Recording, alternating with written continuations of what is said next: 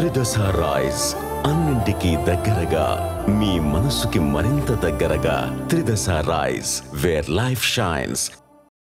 Global సమ్మిట్లో PV Sindhu పాల్గొన్నారు. Panel డిస్కషన్లో తన యొక్క సందేశాన్ని కూడా వచ్చారు. ఒకసారి మాట్లాడదాం. మేడం, మహిళా క్రీడాకారుల విషయంలో అనేక ఇబ్బందులు ఉన్నాయి. సో ఇట్లాంటి సందర్భంలో మీరు ఈ వేదిక నుంచి ఒక సందేశం అంటే ఏం చెప్తారు? ప్రత్యేకంగా నా విషయానికి వస్తే అండి, I mean as a personal thing, I'm very lucky. I got a lot of support from my parents and also from the government.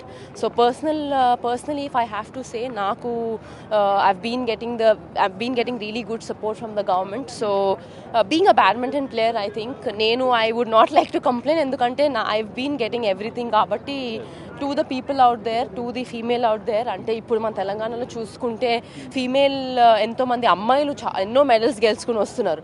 So I think we are not less in anything. Manam mundukochi మన ప్రయత్నం మనం చేస్తే తప్పకుండా we will be number 1 అని నేను కోరుకుంటున్నాను.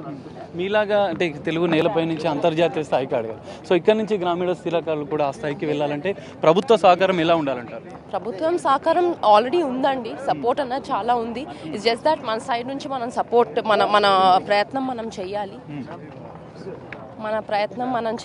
But at the same time ఏంటంటే we need to have the right guidance అండి. That is very very important. Thank you. So ఇది పరిస్థితి. ఖచ్చితంగా తెలంగాణ ప్రభుత్వ సహకారం ఖచ్చితంగా ఉండాలి. స్పోర్ట్ పాలసీ క్రీడా రంగానికి రాష్ట్ర ప్రభుత్వం చేస్తున్నటువంటి సహకారానికి తను ఎంతో సంతోషిస్తున్నారు. గ్లోబల్ సమ్మిట్ సందర్భంగా తన యొక్క సందేశాన్ని కూడా మహిళా క్రీడాకారులు ప్రధానంగా తెలంగాణ రాష్ట్రం నుంచి పెద్ద ఎత్తున ముందుకు వస్తున్నారు.